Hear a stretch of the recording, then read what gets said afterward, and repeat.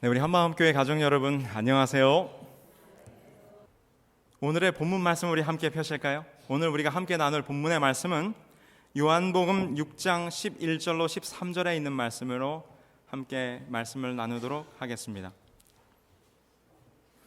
요한복음 6장 11절로 13절입니다.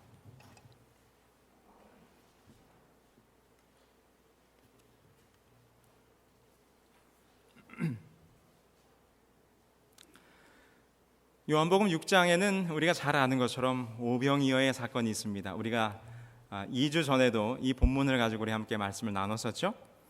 11절로 13절에 보면 이제 이 오병이어 사건의 마지막 장면이 기록되어 있는데 오늘은 그 속에 담겨진 메시지를 우리가 함께 찾아보려고 합니다. 제가 본문을 읽겠습니다. 예수께서 떡을 가져 축사하신 후에 앉은 자들에게 나눠주시고 그렇게 저희 원대로 주시다가 고기도 그렇게 저희 원대로 주시다 저희가 배부른 후에 예수께서 제자들에게 이르시되 남은 조각을 거두고 버리는 것이 없게 하라 하심으로 이에 거두니 보리떡 5개로 먹고 남은 조각이 12바구니에 찼더라. 오늘은 설교를 시작하면서 여러분들에게 그림 한 점을 좀 소개해 드리려고 합니다. 이제 화면에 그림이 한 점 나타날 텐데요.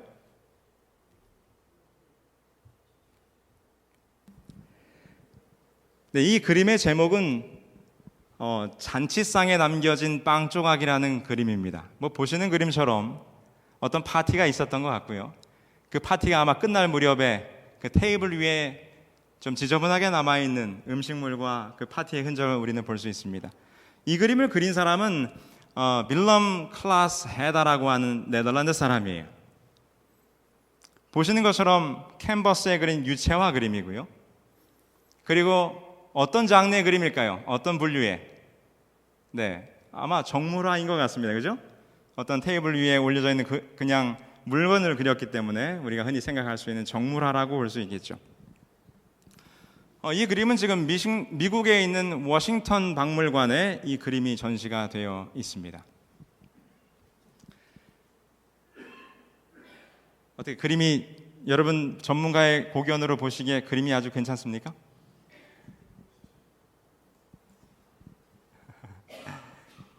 그림 속에 화면 속에 나와 있기 때문에 그림이 얼마나 잘 되는지 우리가 직접 볼 수는 없지만 하여튼 유명한 그림입니다. 자, 그런데 이 그림에 대해서 오늘 이야기를 시작하면서 이 그림을 소개해드리는 이유는 이 그림이 우리가 흔히 생각하는 보통의 정물화가 아니라는 것입니다. 이 그림은 바니타스 양식에 의해서 그려진 그림이에요. 바니타스 양식? 뭐 인상주의니 뭐 이런 거는 들어본 것 같은데 바니타스는 무슨 말인가? 바니타스 양식은요 1550년경부터 1650년까지 약 100년 동안 북유럽 지역에서 아주 유행했던 그런 장르 중에 하나예요. 특별히 이 그림을 그린 것은 어떤 목적으로 그림을 그렸는가 하면 이것은 사실은 그냥 보통 정물화가 아니라 이 그림 속에는 매우 심오한 성경의 메시지를 담고 있습니다. 중세가 될 때까지 이 서양 예술의 흐름은 대부분 종교 예술이죠. 그리고 그들의 그림은 대부분 성경에 나오는 어떤 유명한 장면을 그림으로 표현했습니다. 천지창조라든가, 그죠? 예수님 십자가의 장면, 뭐 이런 것들이 주로 이제 중세까지 이 예술계를 이끄는 그림의 주제가 대부분 그런 것이었습니다. 그런데 1500년대 16세기가 지나가면서 이제 종교개혁가들이 일어났고 이 종교개혁가들은 프로테스탄트들은 이 로만 캐톨릭이 웅장하게 그림을 그리고 예술품을 조각하고 다비드 상이라든가 다윗의 상이라든가 이런 것들을 조각하는 것을 뭐라고 정죄했는가 하면 저건 다 무엇이다? 우상이다, 우상. 베드로의 석상을 만들고 마리아의 석상을 만들고 그 성경의 그림들을 멋지게 그려놓은 것들은 저건 다 우상 숭배다. 이렇게 개신교 프로테스탄트들은 캐톨릭을 정죄했죠. 그래서 이 개신교도들은 그림의 형태를 좀 바꿨습니다. 그렇게 그들이 공격하는 캐톨릭의 모습의 그림이 아니라 우리가 흔히 볼 수 있는 어떤 장면 속에서 성경의 메시지를 전달하고 싶은 그런 장르를 그들이 만들어내게 된 것입니다. 그 중에 하나가 바로 이 바니타스라고 하는 장르예요.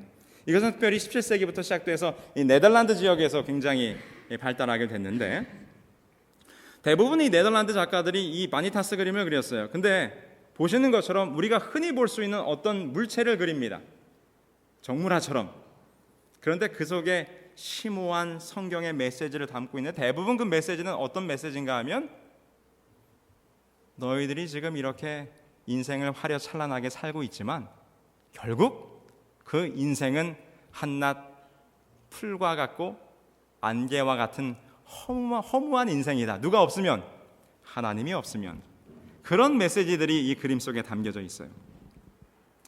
그래서 그들은 평범한 모습 속에서 그 그림을 흔히 누구나 자기의 거실에 걸 수 있는 아주 평범한 정물화를 그려놓고, 그러나 그 속에서 심오한 성경의 인생의 허무함과 인생의 허상을 그 메시지 속에 담고 있으면서 사람들이 그 그림을 통하여 자기의 인생을 회개하여 하나님께로 돌아오도록 하기 위해서 이 그림을 그렸다는 것입니다. 바니타스. 네. 이제 여러분 아시겠죠? 이 바니타스라고 하는 장르가 어떤 건지? 자, 그렇다면 오늘 우리가 지금 바라보고 있는 이 잔치상 위에 남겨진 빵이란 작품 속에서 우리는 어떻게 이 빌럼 클라스 헤다라고 하는 사람이 우리들에게 주는 메시지를 발견할 수 있을까요? 함께 이제 한번 그림을 한번 보시죠. 네. 제가 지금 해석하는 그림의 설명은 제가 해석한 것이 아니고 이 바니타스라고 하는 작품을 전문적으로 해석하는 사람이 해석한 이야기입니다. 자, 여러분 무엇이 보입니까? 그림 속에 한번 말씀해 보세요. 네, 촛대가 보이죠. 또 뭐가 보입니까? 고급스럽게 장식된 주전자가 있고, 그리고 오른쪽 위로 보면은 유리로 된 글라스가 있습니다. 접시들이며 그 테이블 위에 놓여 있는 이 식기구들이 그 값싸게 보입니까? 아니면 값비싸게 보입니까? 아주 값비싸죠. 특별히 유리잔이 놓여 있다고 하는 것은 당대에 굉장히 부를 가지지 않은 사람은 가질 수 없는 것입니다. 그때 당시에 유리잔을 가장 잘 만드는 곳은 베네치아죠. 특별히 베네치아에서 만든 유리잔은 매우 유명하고 값이 비쌌기 때문에 아무나 소유할 수가 없었어요. 그리고 보시는 것처럼 이 작품 속에 나와 있는 주전자는 매우 고급스럽게 이 금속으로 장식이 되어 있습니다. 그래서 우리는 이 그림을 볼 때 적어도 이 파티에 참석한 사람들은 굉장히 인생이 잘 나가는 사람들일까 안 나가는 사람들일까요? 인생이 잘 나가던 사람들이었겠구나. 네. 그런 것을 우리는 유추해 볼 수 있죠. 아주 상류층 사람들의 파티의 한 테이블의 모습입니다. 근데 지금 보니까 파티가 끝났습니까? 아니면 한창 진행되고 있습니까? 네, 뭘 보고 끝났다고 여러분 짐작하세요? 테이블보가 걷어져 있죠. 그리고 여러분들이 보시는 것을 왼쪽에 보면 촛대가 하나 있습니다. 네, 촛대에 불이 꺼져 있습니다. 이것은 지금 이 파티가 끝났다는 것을 의미하죠. 이 바니타스라는 그림을 설명하는 이 해석가들은 이렇게 설명합니다. 지금 이 화려찬란한 식기구들과 그리고 저기 쌓여있는 음식들은 그때 당시에 가장 인생을 찬란하게 살던 사람들의 모습이다. 그러나 아무리 찬란했던 그들의 인생이 이 파티와 같았을지라도 곧 그 파티는 뭐 할 시간이 있다는 것입니까? 파티는 끝날 시간이 있다는 것입니다. 그것을 어디서 보게 되는가? 꺼진 촛대. 저 촛대가 꺼졌다고 하는 것은 이 파티가 끝났다는 것을 의미하는 것이고, 아무리 너희의 인생이 찬란하게 지금 잘 산다 할지라도 너희의 파티는 곧 뭐 하게 될 것이다? 끝나게 될 것이다. 그러면서 보통 이런 파티의 장면을 그리는 정물화를 보면 여러분, 그 파티 식탁을 덮고 있는 테이블보가 매우 화려한 컬러로 되어 있습니다. 그런데 여기는 매우 화려한 컬러로 되어 있는 식탁보가 반쯤 거쳐져 있는데 그 안에는 어떤 색의 식탁보가 이 탁자를 덮고 있습니까? 매우 아주 다크한 브라운 컬러가 지금 있지요. 이것은 역시 무엇인가? 너희들의 겉은 그럴듯해 보이지만 그거 한꺼풀만 걷어내면 너희들 마음속에 다 어떻다는 것입니까? 너희들의 마음속이 다 어둠과 죄악으로 가득 차 있고, 이 파티가 끝나서 이 보가 걷어지게 되면 너희들의 종말은 무엇이다? 죽음으로 끝나게 될 것이다 라고 하는 이런 메시지가 담겨 있답니다. 네. 자, 그럼 이제 또 보시죠. 자, 테이블 위에 그릇도 우리가 좀 설명했고 식탁보도 설명했습니다. 자, 그 그릇 위에 어떤 음식이 보입니까, 여러분? 맨 왼쪽에 무엇이 보이세요?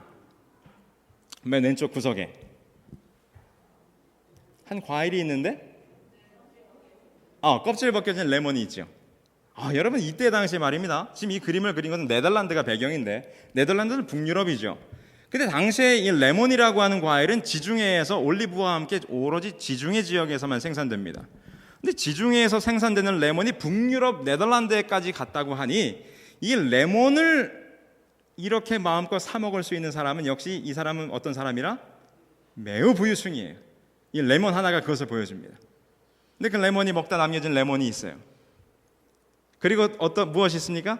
접시에 오른쪽에 보면 여러분 그림이 좀 얕아서 잘 안 보이지만 굴입니다. 생굴. 생굴이 먹다 남은 게 있고, 그 가운데 큰 접시에는 파이가 있고, 그 다음에 그 제일 앞에는 먹다 남은 빵이 있습니다. 여기에 나와 있는 레몬, 또 파이, 그리고 생굴, 그리고 빵까지, 이 모든 음식은 당시에 평범한 사람들이 먹을 수 없는 매우 고급지고 값비싼 음식입니다. 계속해서 반복되는 의미지만, 너희들이 이렇게 고급진 음식을 갖다 놓고 인생의 파티를 즐기고 있지만, 곧 이 파티가 끝나게 되면 저 남겨진 빵과 저 남겨진 레몬과 저 남겨진 파이는 어디로 들어가게 될까요? 네? 쓰레기통으로 들어가게 되는 것입니다. 남겨진 빵의 운명은 무엇입니까? 말라 비틀어져서 쓰레기통에 버려지는 것으로 그 인생이 끝난다고 하는 거죠. 그래서 이 헤다라고 하는 작가는 이 그림을 통해서 너희들이 누리고 있는 것, 너희들이 지금 인생에서 가장 찬란한 시간을 보내고 있지만 그 끝은 허무한 것이요, 그 끝은 쓰레기통이요, 그 끝은 남겨진 빵과 다를 바 없다라고 하는 메시지가 이 그림 속에 담겨 있다고 합니다. 어떻게 설명을 들으니까 좀 그런 메시지의 작가의 의도가 있다고 하는 것 좀 이해가 되시나요? 네, 하여튼 근데 그때 당시에 이런 그림이 굉장히 유행을 했고, 이 그림이 많이 그려졌다고 합니다. 그래서 여러분, 이 작가는 이 그림 속에서 우리들에게 한 메시지를 주는데, 그것은 무엇인가? 우리의 인생은 잔치상에 남겨진 빵 한 조각과 같다는 것입니다. 잔치상에 남겨진 빵 한 조각. 오늘 우리가 방금 찾은 요한복음에는 역시 남겨진 빵이 나오죠. 맞습니까? 보리떡 5개와 물고기 2마리로 5,000명을 먹였어요. 근데 예수님께서 12절에 뭐라고 말씀하시는가 하면, 그 남은 조각을 거두고 버리는 것이 없게 하라. 그것을 해서 다 모았더니 얼마나 됐다고요? 12바구니에 가득 차게 됐다는 것입니다. 여러분, 이 오병이어의 사건 가운데서 우리가 가장 주목하는 것은 보리떡 5개와 물고기 2마리로 몇 명을 먹였다는 것입니까? 5,000명을 먹였다는 거예요. 여러분, 지금 그 순간에 이 5,000명이나 되는 사람들, 여자와 아이들 포함하면 약 15,000명 내지 2만 명이나 되는 사람들은 그들에게 지금 가장 필요되는 것은 무엇이었어요? 하루 종일 밥을 먹지 못했어요. 배고팠어요. 그들에게 지금 가장 필요한 것은 빵이었습니다. 근데 그곳에는 빵이 없었죠. 근데 그 자리에 한 아이가 볼품없는 한 음식을 가지고 나왔는데, 그게 바로 보리떡 5개였습니다. 여러분, 당시에 이 보리떡은 당시에 좀 산다는 사람들은 이 빵을 먹던 음식입니까? 못 먹던 음식입니까? 안 먹던 음식입니까? 이거는 가난한 자들이 그들의 생명을 연명하기 위해서 먹는 그런 음식이다라고 당시의 시대적 배경은 우리들에게 말해줘요. 다시 말해서 흔한 사람들은 그거 그냥 줘도 안 먹는 그런 빵이에요. 그냥 갖다 버리는 빵이에요.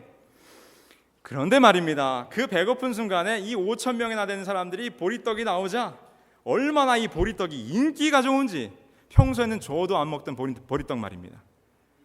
5,000명이나 되는 사람이 너도 나도 그 빵을 가져가서 먹는 것입니다. 최고 인기 있는 메뉴가 됐어요. 그래서 그 보리빵은 제 생각에는 그 보리떡, 우리 한국말 성경에 보리떡이죠. 원래 개념대로는 빵이 더 맞을 것 같습니다. 그죠? 보리빵은 아마 이 보리빵 인생에 가장 황금기를 보냈을 것 같아요.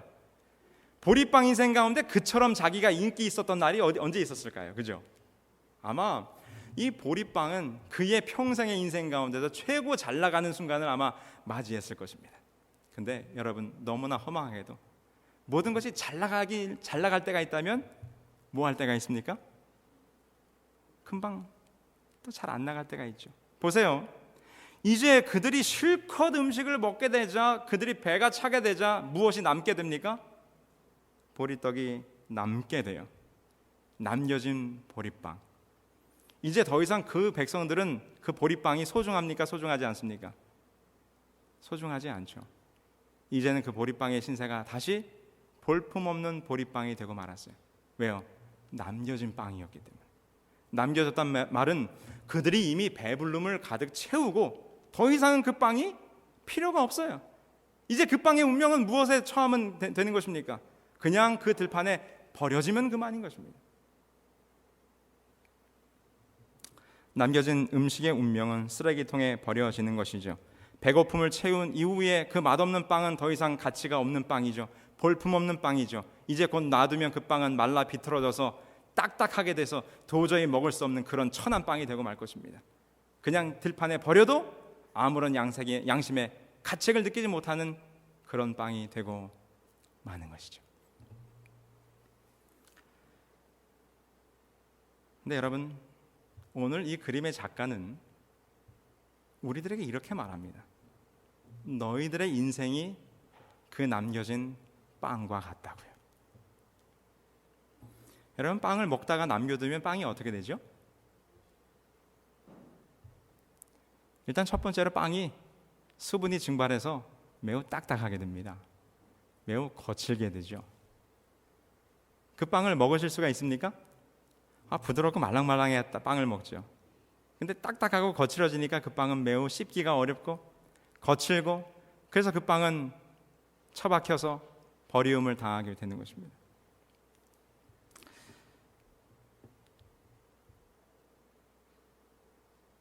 근데 저를 포함해서요, 죄송합니다, 여기에 계신 우리 많은 분들이 점점 말라가고 있으세요. 제가 얼마 전에 저도 잊어버리고 있다가, 제가 여기 미국에 오기 전에, 그러니까 한국에 있을 때 지금부터 한 8년 전 됐죠. 그때 제가 이제 합회에서 제가 어린 부장으로 일할 때 전국에 있는 어린이와 교사들을 향해서 인터넷으로 생중계로 제가 다니엘서와 요한계시록 인터넷 세미나를 한 적이 있어요. 그게 이제 실시간으로 방송돼서 전국으로 했던 건데, 그 자료를 제가 우연히 다시 보게 됐어요. 그러니까 한 8년 전이죠. 그 비디오를 제가 우연히 또 다시 보게 돼서 제가 보는데, 제가 봐도 참 젊더라고요. 머리에 흰 머리가 하나도 없고요, 완전 까만 머리예요. 네. 그리고 그냥 이제 막 방송으로 설교를 하는 모습을 제가 녹화된 걸 이렇게 봤는데, 내가 생각해도 얼마나 잘하는지. 죄송합니다. 그리고 너무 젊어요. 야, 그래서 죄송합니다. 더 죄송합니다. 나도 저런 때가 있었나? 그리고선 제가 거울을 딱 보니까 지금은 너무 많이 늙어졌어요. 지난번에 중동부 야영에 갔을 때 저하고 저희 집사람하고 이 3040 젊은 세대들을 향해서 가정 세미나를 했거든요. 첫날 저희를 소개하는데, 저하고 저희 집사람은 동갑입니다. 근데 이제 거기 있는 사람한테 물어보니까 동갑같이 안 보인대요. 거기 다 참석한 다 저희들 또래 젊은 가정들이죠. 그래서 물어봤죠. 몇 살쯤 차이가 나는 것 같으냐 그랬더니 한 젊은 집사님이 한 10년은 더 늙어 보인대요, 저보고. 그리고 제가 제 카톡 프로필에 쓰는 저희 와이프하고 제가 찍은 사진이 있는데, 저를 한 번도 만나보지 않은 이 새벽 성서학교를 통해서 만나신 분인데, 그분이 그 사진을 보고 저에게 어느 날 카톡이 왔어요. 뭐라고 하는지 여러분 상상하시겠어요? 목사님, 따님이 참 고우시네요.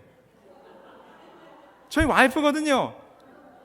74년 범띠 동기 동창생인데 저보고 따님이 참 고우시대요. 아이고, 제가 얼마나 충격을 받았는지. 네, 제가 점점 이 남겨진 빵처럼 볼품없어 가고 있구나. 죄송합니다. 이 남겨진 빵의 운명이란 그런 것이죠. 여러분들도 다 인생이 찬란할 때가 있으셨죠. 젊을 때가 있으셨고, 누구든지 다 나를 찾고 나를 만나고 싶어하고 나는 어디 가든지 꼭 필요한 사람이었고, 그 보리떡을 5천 명이나 되는 사람이 너도 먹자 나도 먹자, 얼마나 이 보리떡이 인기가 좋았습니까? 근데 이 남겨진 보리떡은 더 이상 아무도 찾지 않는 그냥 쓰레기통에 들어가서 말라 비틀어져 버리면 그만인 빵이 되고 만 것입니다. 불쌍한 보리떡. 자, 그런데 오늘 우리 예수님의 말씀이 우리들에게 얼마나 용기가 되는지, 예수님께서 6장 12절에 뭐라고 말씀하십니까? 예수께서 제자들에게 이르시되 그 남은 조각을 거두고 버리는 것이 없게 하라. 그 아무짝에도 쓸모없게 돼버린 그 보리떡 말입니다. 아무도 이제 먹지도 않고 거들떠보지도 않는 말라 비틀어가는 그 보리떡을 예수님께서 버리지 말라고 말씀하세요. 그것을 거두어 아무도 그것을 버리지 못하게 하라고 말씀하셨습니다. 예수님이 그렇게 말씀하신 데는 다 이유가 있겠죠. 왜 그렇게 하셨을까? 그 보리떡 챙기셨다가 다음번 집회 때 쓰시려고요? 아니죠. 그런데 예수님께서는 그 남겨진 빵 조각에게도 말입니다, 놀라운 사명을 주시더라고요. 성경에는 그 기록이 자세히 나와 있지 않은데 화인 여사께서는 이 오병이어의 사건 다음의 장면을 우리들에게 매우 소상하게 알려주고 계세요. 화인 여사가 이 남겨진 떡 부스러기들이 어떻게 됐는지에 대해서 우리들에게 설명을 하셨는데, 제가 좀 천천히 읽어드릴 테니까 한번 잘 묵상해 보세요. 무리들이 먹은 후에도 많은 식물이 남았다. 그렇죠? 보리떡이 남았습니다.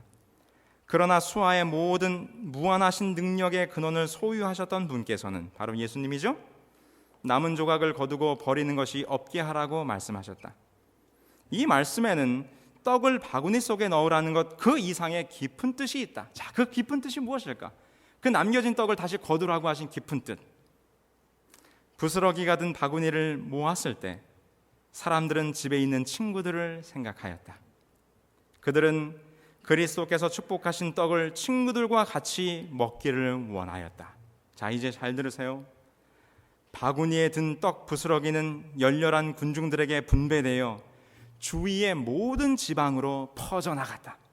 이와 같이 잔치에 참여한 자들은 또한 하늘에서 내려온 떡을 남에게 주어서 심령의 굶주림을 채워 주어야 할 것이었다. 그들은 하나님의 기이한 일에 대해서 배운 것들을 되풀이해야 할 것이었다. 아무것도 잃어버려서는 안 될 것이었다. 저희의 영원한 구원에 관련된 말씀은 한마디도 쓸데없이 땅에 떨어져서는 안 될 것이었다. 남겨진 빵 부스러기, 그냥 버리워져도 아무렇지도 않을 그 빵을 예수님께서는 다시 거두라고 말씀하셨습니다. 그리고 이 기록에 보니까 그 남은 떡 부스러기는 온 동네에 퍼지면서, 온 동네에 그 남은 떡 부스러기가 퍼질 때 무엇이 함께 퍼졌을까요? 이 떡이, 이 볼품없는 남겨진 보리떡이 예수님이 5천 명을 먹인 떡이래. 예수님께서 그 5천 명을 먹이신 놀라운 기적의 빵이래. 그 빵이 가는 곳마다 누가 함께 퍼졌을까요? 예수님이 어떠한 분이신가? 예수님이 우리의 진정한 생명의 떡이 되신다고 하는 놀라운 복음이 그 남겨진 떡덩이를 통해서 온 사방으로 퍼져나가게 됐다고 하는 것입니다.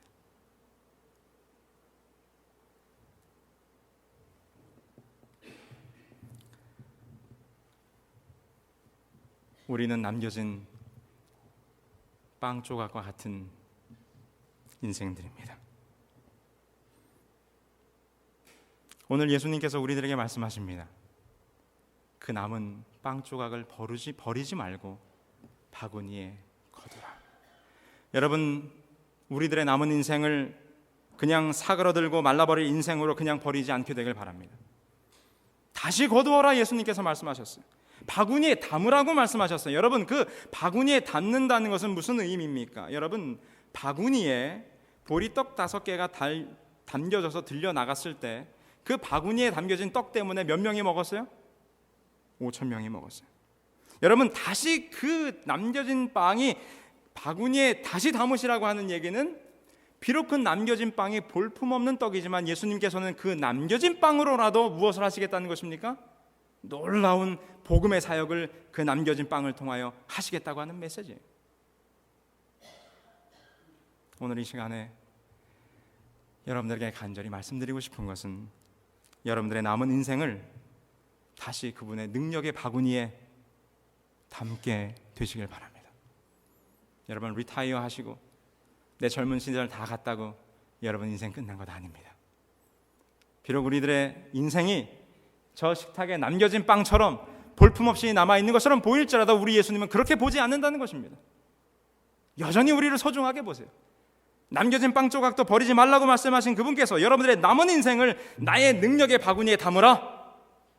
그러면 내가 너희를 온 땅끝까지 복음이 증거되는 놀라운 증거로 너희를 삼겠다라고 오늘 말씀하시는 것입니다.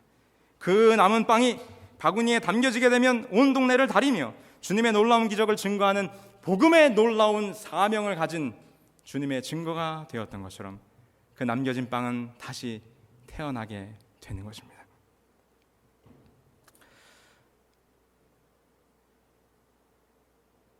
우리들의 인생이 비록 잔치상에 남겨진 빵처럼 곧 시간이 지나가면 말라지고 딱딱해질 볼품없는 인생일지도 모르나 우리 예수님께서는 저희들의 그런 인생을 그냥 버리지 말라고 말씀하십니다. 그리고 이 바구니에 너의 인생을 다시 담으라고 말씀하십니다. 화인 여사가 교회 증언 3권 538페이지에서 이렇게 말씀하셨죠. 너무나 유명한 말씀이기 때문에 여러분 다 잘 아실 것입니다. 화인 여사가 말씀하시기를 활동하지 않음으로 녹슬어 없어지는 것은 너무나도 두려운 일이다 라고 말씀하셨어요. 녹슬어 없어지기보다는 어떻게 없어지는 게 낫다고요? 날아 없어지는 게 낫다는 말씀 여러분 다 잘 아시죠? 오늘 화인 여사가 그렇게 우리들에게 말씀하십니다. 우리는 남겨진 빵처럼 그냥 말라 비틀어져 쓸모없게 되어 쓰레기통에 그냥 버려지는 인생이 될 것인가? 아니 비록 내가 지금 볼품없는 남은 빵이지만 나의 이 남은 인생을 하나님의 능력의 바구니에 다시 담기고 온 동네를 다니며 배고픈 영혼들에게 하나님의 복음을 증거하는 남은 빵의 사명을 감당할 인생으로 살아갈 것인가? 선택은 우리에게 달려 있습니다. 저는 감히 저보다 먼저 더 인생을 살아가신 인생의 선배 여러분들께 호소드리는 것은 여러분들의 남은 인생을 남은 빵 조각처럼 버리우지 않게 되길 바랍니다. 여러분들의 남은 인생이 예수 그리스도의 능력의 손에 다시 담기워지게 되길 간절히 소망합니다. 다음 주에 이제 우리 전도회가 시작됩니다. 내가 전도회를 위해서 할 수 있는 게 뭐가 있겠어? 우리 젊은 집사님들이 열심히 하시면 되지. 그렇게 생각하시면 쓰레기통에 버려지는 인생 되는 겁니다. 네, 그렇게 생각하시면 안 돼요. 다음 주에 전도회가 시작되지. 내가 비록 리타이어하고 나이 없고 밤에 운전도 하지 못하고 어렵지만 내가 전도회를 위해서 무엇을 할 수 있을까? 그렇게 생각하시면 여러분들의 인생을 다시 어디에다 담으시는 거예요? 예수님의 능력의 바구니에 담으시는 거예요. 자, 제가 이제 구체적으로 알려드렸습니다. 그냥 내 인생을 쓰레기통에 던지는 거하고 예수님의 바구니에 담기는 거하고 제가 구체적으로 알려드렸어요. 전도회 때 그냥 내가 뭘 할 수 있나, 난 아무것도 할 수 없지 생각하시면 쓰레기통에 여러분 인생 던지는 거고요. 아니야, 내가 전도회를 위해서 뭐든지 해봐야지. 난 뭐 방문 안내 안 맡았지만 내가 일찍 와서 젊은 집사들과 함께 내가 안내하리라. 아니면 내가 오시는 손님들에게 가서 한마디라도 따뜻하게 인사하리라. 그죠? 아니면 6시부터 저녁 식사를 준비한다는데 우리 여집사들이 너무 고생하겠지. 내가 가서 뭐 쓰레기통이라도 좀 버려주리라. 여러분 얼마나 많습니까? 꼭 뭐가 주어져야 합니까? 아니죠. 여러분들이 조금만 생각하시면 내가 예수님의 능력의 바구니 속에서 할 수 있는 일들이 너무나 많음을 우리가 깨달으실 수 있으실 것입니다. 사랑하는 우리 한마음교회 성도 여러분, 그래서 제가 개인적으로 계속 기도하는 간절한 기도의 제목이 있는데 그것은 이번 전도회가 우리 한마음교회 모든 가족들이 어린이부터 우리 노년에 이르기까지 모든 가족들이 작은 것 하나라도 함께 협력하여 선을 이루는 놀라운 결과가 일어나게 되기를 제가 열심히 기도하고 있습니다. 여러분 그 일에 함께 협력해 주지 않으시겠습니까? 여러분 예수님께서 오늘 여러분들의 인생을, 여러분들의 빵 조각을 그분의 능력의 바구니 안에 다시 담으라고 말씀하신다는 사실을 기억하시고 그분의 손에 여러분들의 남은 인생을 맡기시는 저와 여러분들이 되기를 간절히 소망하고 호소드리며 오늘 말씀을 드리도록 하겠습니다.